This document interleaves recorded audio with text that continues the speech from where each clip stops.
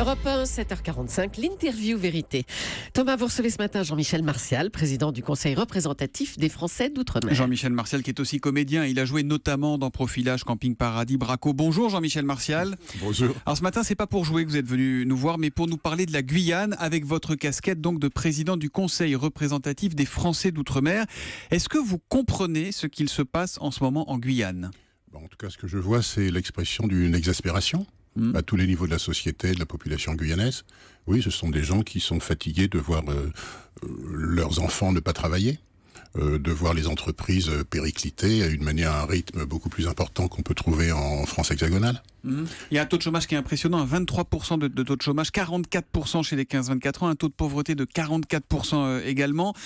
Hier, Marine Le Pen mettait ça aussi sur l'immigration, l'insécurité. C'est un problème aujourd'hui en Guyane ? Il y a également un problème d'insécurité et l'immigration a sa part, bien sûr, dans cette histoire d'insécurité. Tout à fait. Qui manifeste aujourd'hui ? C'est toute la société qui gronde ou ce sont des intérêts catégoriels ?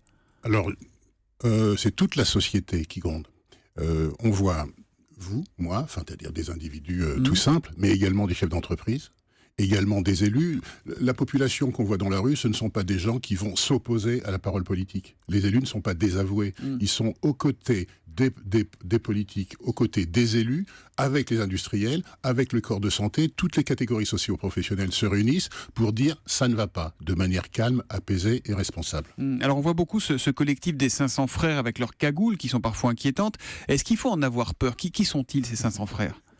Non, ce sont des gens qui ont décidé en tout cas de faire entendre leurs paroles et comme ils comprennent que cette société, elle de toute façon, elle a besoin d'être marquée. On est sur le visuel, le média, voilà. En tout cas, il frappe l'imagination. C'est de la com, pour parler clairement. La cagoule, c'est de la com, c'est pas une menace. En tout cas, c'est présenté comme une menace parce que les images sont frappantes. Mais ils sont combien ? Ils sont 500. Il y a combien de personnes dans les rues ? Il y a des milliers de personnes dans les rues. Ils ne sont pas 500 personnes dans les rues. S'il y a 500 personnes dans les rues à Paris, tout le monde va rigoler.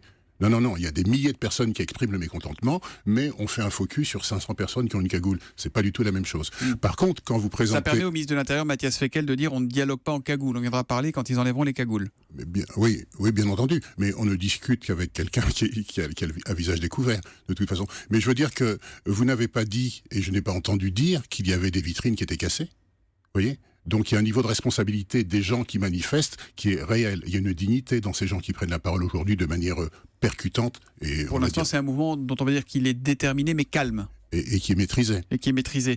Tous les politiques se réveillent, ils sont tous guyanais d'un coup, mais la Guyane et plus largement les Outre-mer, ne sont-ils pas les oubliés permanents de la métropole ? Hélas, j'ai l'impression que vous avez raison. Maintenant, il faut dire qu'il y a le centre Ariane qui est là-bas, qui est un espace particulier. Mais d'ailleurs, c'est pour ça qu'on a commencé à en parler. On met une pierre dans notre jardin. Qu'on a commencé à en parler la semaine dernière parce qu'il y a eu un lancement qui a été annulé. C'est ça qui a un petit peu alerté tout le monde. Exact. Moi, ce qui m'alerte, c'est que le Conseil représentatif des Français d'Outre-mer, c'est quand même à peu près d'un millier d'associations. C'est un lobby économique, un lobby politique. Il y a des élus de la métropole, des élus de l'Hexagone, de l'Outre-mer, un peu plus de 60 élus. Nous avons sollicité les candidats à la présidence. Aucun n'a répondu.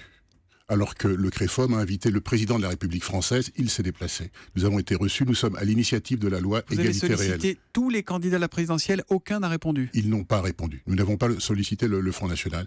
Nous avons sollicité tous les candidats à la présidence. Ils n'ont pas répondu. Donc ça veut dire qu'ils ne se sont intéressés à l'outre-mer en tout cas de manière constructive, un jour, mais je n'étais pas là. Je ne sais pas quand ils l'ont fait. Et à quoi sert une ministre des Outre-mer si elle n'est pas déjà là-bas ? Ça fait des jours que la crise couvre. Pourquoi Ericka Baretz est à Paris ? Ça, c'est pas très bien vécu là-bas. Je pense qu'il faut le lui demander. Moi, mais vous lui dites, là, allez-y, sautez dans un avion de la République pour le coup et allez-y.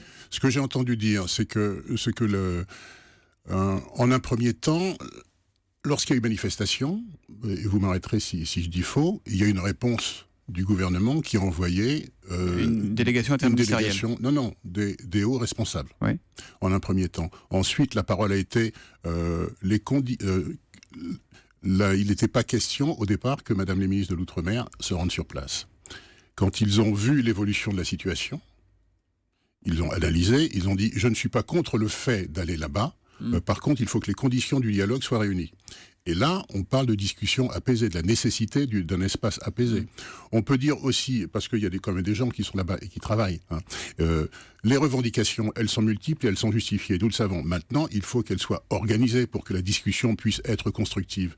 Donc, on peut penser, j'aime à penser, que le temps que les ministres et autres délégations ministérielles vont prendre pour aller en Guyane permettra à tous ceux qui prennent la parole aujourd'hui d'organiser leur discours et d'organiser leurs doléances pour qu'au moment où il sera question de discuter avec des personnes qui sont en situation de prendre des décisions... On prend le temps pour que ça soit constructif et que ça débouche sur quelque chose, mais c'est pas blessant, c'est pas vexant pour les ultramarins que même leurs ministres ne viennent pas chez eux quand il y a des problèmes ? Ça peut être vécu comme tel, ça peut être vécu comme tel, ça peut être...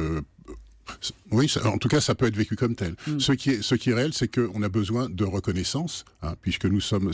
Quand on dit il se passe là-bas quelque chose, il se passe quelque chose en Guyane, moi je dis il se passe quelque chose en France, bien sûr, à travers l'expérience guyanaise. Et d'ailleurs, si on élargit dans les autres départements et territoires d'outre-mer, est-ce que la situation est problématique aussi ? Est-ce qu'on va se réveiller un jour avec une crise identique ?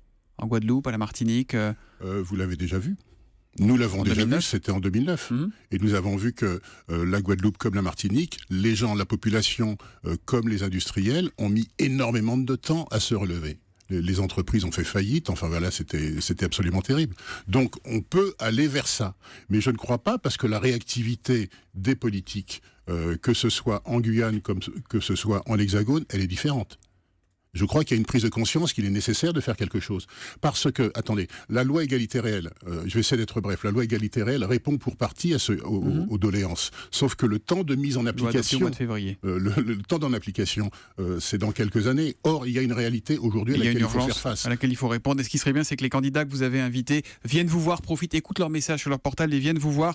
Vous qui êtes, je le rappelle, le président du Conseil représentatif des Français d'outre-mer, qu'ils répondent à votre invitation. Merci Jean-Michel Martial et bonne journée à vous. Merci à vous. Au revoir. Europe 1, 7.